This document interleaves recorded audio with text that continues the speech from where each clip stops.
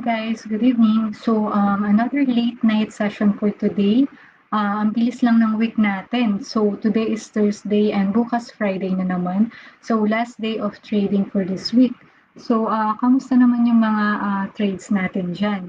So, by the way, before we start our stock kwentuhan pala, if you are newbie in the stock market, and you find this page helpful, pwede mo naman i-share to sa mga friends and family members mo, yung page na Learn Stocks PH, or you can subscribe na din on our YouTube channel. So, Learn Stocks PH din yung name ng YouTube channel namin. So for today pala, let's start. Let's have a quick market review on our PSEI and then probably mag-check tayo ng mga top trending stocks kanina.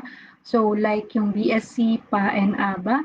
And also if nag-stay tuned kayo kagabi dun sa live session natin, nag-discuss tayo ng some topics about stock market. So for today, ituloy lang natin siya. And then for today, yung discussion natin is about looking for support and resistance level ng isang stocks. So this serve as for newbies. So yun lang naman. So support and resistance yung pinaka-discuss natin for today. So for that, let's start na muna yung PSEI review natin. So actually, for today, nag-close yung PSEI natin at 6,581. So nag-up ulit si PSEI today. So with 1.29% and then 83.99 yung ginalaw ng PSEI natin for today. So if mapapansin nyo, since March 22, medyo gumagalaw pataas si PSEI. But below pa din naman siya ng MA20, 50, and 100. But if you will look on dun sa volume, nagkakaroon naman siya ng unti-unting pagtaas or consistently siya na merong volume. And then if i-check nyo din yung RSI, nasa level na siya ng 40, which is nasa 42.1384. So yun lang naman. So meaning since nga last March 22 over sold na siya, nag-bounce back na ulit siya papunta sa 40 RSI level. And then ano pa ba? So i-watch lang natin yung resistance level na 66. So if ma-breach ni PSEI yung resistance level na 66, so yan na yung magiging next support natin. And then watch another resistance na level na pwede nyong bantayan is at around 6,900 na. So if ma-breach natin tong resistance 1 which is at around 6,600, so mabe-break na niya yung resistance 1. So ang mangyayari, medyo gagalaw na yung trading channel natin which is banda dito na tayo magbabantay. So at 66 to 69 level PSEI. Okay? Since going up na yung 2 resistance 1 yung PSEI natin.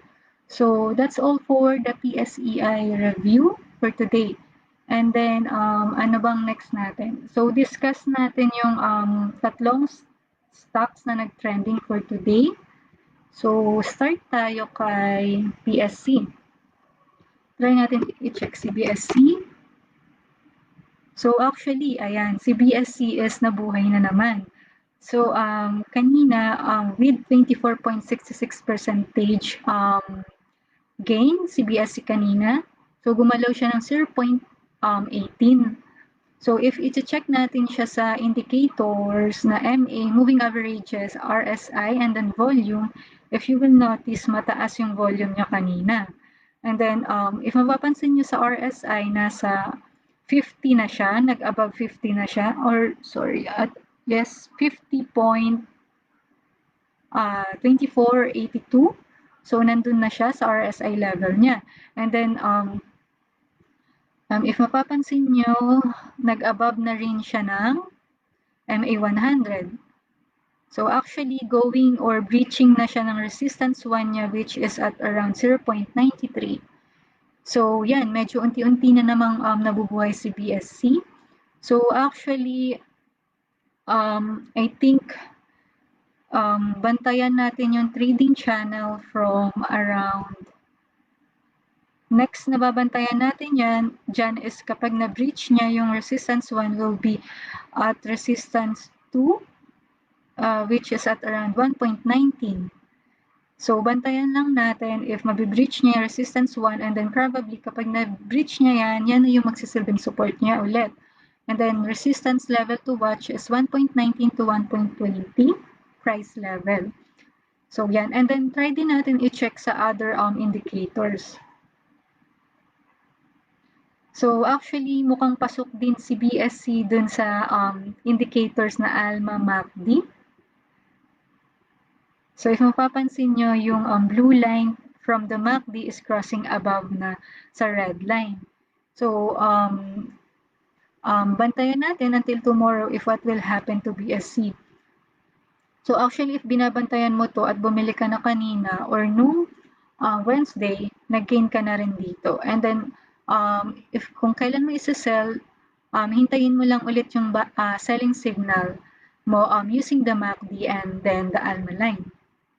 Okay, and then next stocks naman na i-discuss natin is PA. So, try natin i-check si PA. So, same, I think, medyo same ng galawan si BSC sa kasi PA. So, if you will notice, mukhang pasok din sa MACD. Nagpo-form na yung blue line crossing above the red line. So, here, sorry, nakamouse kasi hindi ko siya ma-plot ng maayos. But yan, and then yung candlestick is nag-above na rin sa ALMA line. So, nag-close siya kanina at 2.23 and then with percentage gain na 9.85 and 0.20 yung ginalaw niya as of today. So, if mapapansin nyo, same din siya ng galawan ni BSC. So, try to check this one. So, yung resistance niya is at around, resistance 1 is 2.24. So, malapit na siyang mag-breach sa resistance 1 niya. So, ang mangyayari dyan, if na-breach niya, possible na ang magiging trading channel niya or trading range is nandito na tayo since if mabe-breakout niya tong resistance 1. So, bantayan mo na ngayon yung next resistance 2 which is at around 3.27 or to 3.28. So, dyan. And then, if you will be using ALMA and MACD, magsasell ka lang if nag-below na yung candlestick dun sa ALMA line. And then, if yung red line is crossing below the blue line. So, check din natin siya dun sa other indicators. Sorry.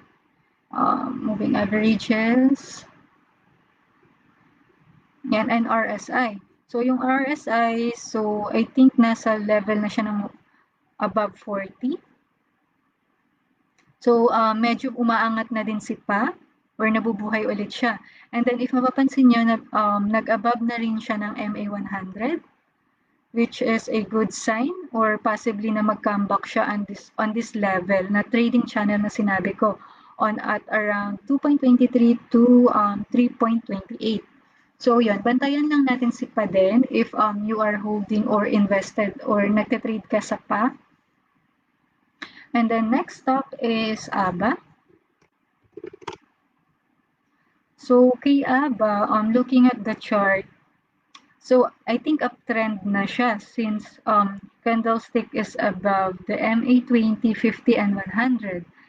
And then, if you will notice, malapit na rin mag-greater, yung MA20, malapit na niyang ma-reach yung greater than MA50 and MA100.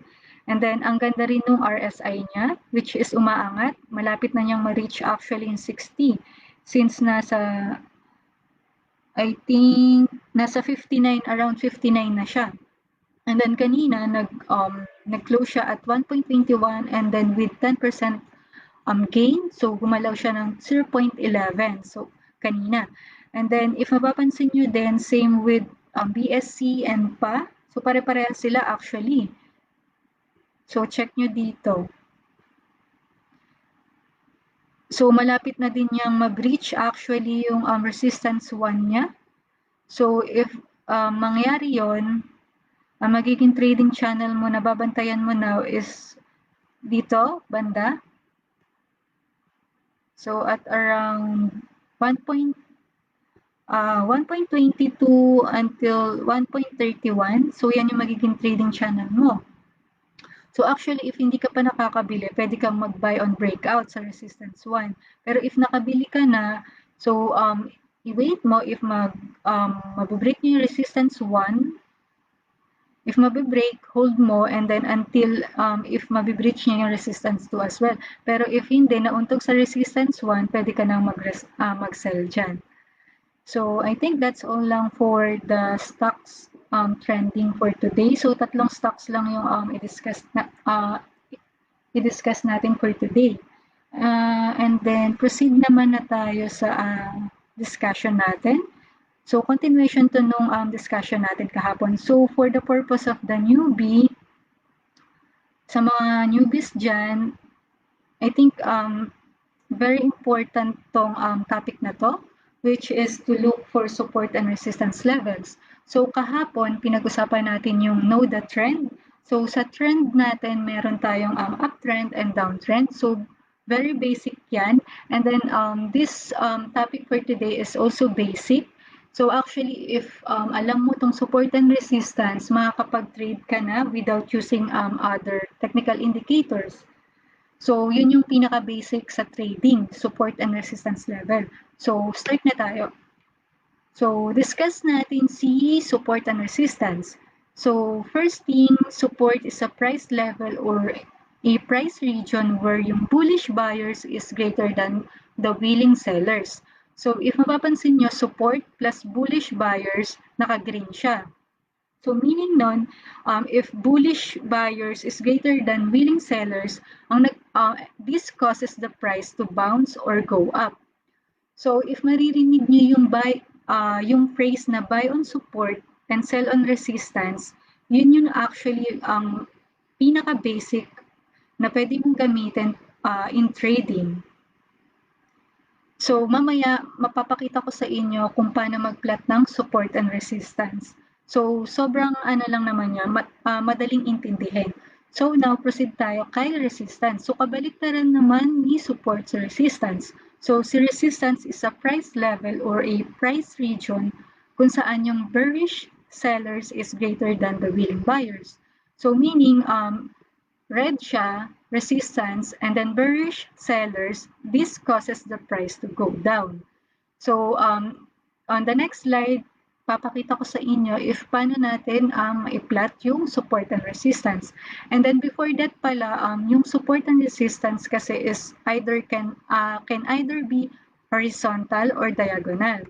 So, there are two types. So, first thing, horizontal, if mapapansin nyo dito sa ginawa kong presentation, there is a line. So, paano mo siya ipa-plot? So, hanapin mo lang yung pinaka-lowest price and then put a horizontal line from that. And then yung resistance level naman is puntahan mo lang or hanapin mo yung highest price and then put or mag-draw ka lang ng resistance line from that. So, after ng horizontal, there is another one which is diagonal or slanted. So, sample ng support na diagonal is ito, yung picture na nasa left. So, to create a diagonal support, find mo lang ulit yung pinaka higher lows if uptrend and then mag-draw ka lang ng line from that. So, hanapin mo lahat ng higher lows dun sa chart na uptrend. And then, ito naman, diagonal or slanted resistance level, hanapin mo lang yung lower highs dun sa downtrend. And then, mag-plot ka lang ulit ng diagonal or slanted resistance level. So, sobrang simple lang naman niya. And then, pwede mo siyang gawin sa mga charting tool like Instagrams or TradingView. So, another thing is meron tayong trading channel. So, sample nito is yung kay LTG. So, if you will notice, if nag-plot ka ng support, which is yung green line, and then if nag-plot ka din ng resistance, yung red line, makakabuo ka ngayon ng trading channel. So, paano ba ginagamit si trading channel sa pagte-trade? So, usually, ginagamit mo to if gusto mo mag-spot kung saan ka bibili at saan ka magsasell. So, for example, nag-plot ka ng support dito, if you will use support and resistance and magbe-base ka sa trading channel, you will buy on the support level and probably if strong yung trading channel na yun at hindi niya na-break yung support and resistance or yung trading channel, um, if na-reach na yung resistance level, dun ka magsasell. So, yun yung pinaka-basic or pinaka-easiest way on how to profit on the stock market. So, ito yung sample ng trading channel for Ali. So, sa trading channel na to actually is uptrend siya. So, ito yung support line mo, which is yung green. And then, ito naman yung resistance level mo, which is yung red. So, yung trading channel mo is around on this support and resistance level. And then, mamaya, pwede nating i-discuss yung mga topic like role reversal, buy on breakout, or sell on resistance. So, meron lang tayong things to keep in mind about support and resistance. So, ito yung sinasabi ko kanina na if the more times a support or resistance is touched or tested, the more it is considered valid. So, actually, if mapapansin mo, if ilang beses mo or since nag-drawing ka dyan ng support and resistance, and then looking at this chart, uptrend siya, strong or mas madaming times na nagstay yung support and resistance level, mas strong yung magiging conviction mo na dun ka bibili sa support and dun ka magsasell sa resistance. And then also, yung a decisive violation of support or resistance may signal either a trend reversal or a coming sideways movement. So, papasok na din dito yung tinatawag natin na role reversal. So, i-discuss natin yon on the next slide.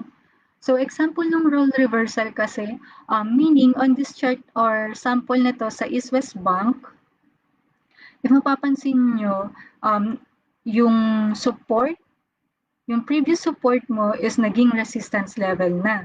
For example, on this chart, ito kasi yung pinaka lowest stock price. So, dun ka maglalagay ng support level mo. And then, if mapapansin mo, on this part, yung stock price is na-breach niya or lumabas na siya dun sa support level, which is bumagsak siya. So, meaning, if bumagsak yan, and then yung the next coming days is bumagsak pa siya, meaning, ito na ngayon yung magiging resistance level mo. If mapapansin mo, gumalaw yung pinaka-stock price going down, and then if babalik siya pataas, ang mangyayari, yung support mo becomes your resistance level. Okay? So, horizontal role reversal yan. And then, meron din tayong example, which is diagonal. If mapapansin mo, ito yung horizontal, meron din naman tayong diagonal na role reversal. So, mapapansin mo itong diagonal, nag-plot ka dito ng resistance, and then on this resistance level, nag-breach niya yung resistance level, umangat pa siya.